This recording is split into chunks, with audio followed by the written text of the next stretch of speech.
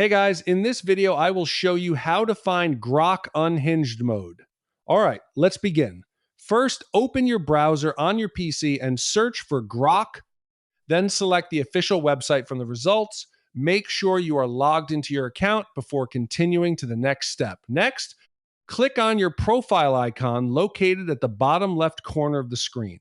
From there, open the settings menu to access customization options.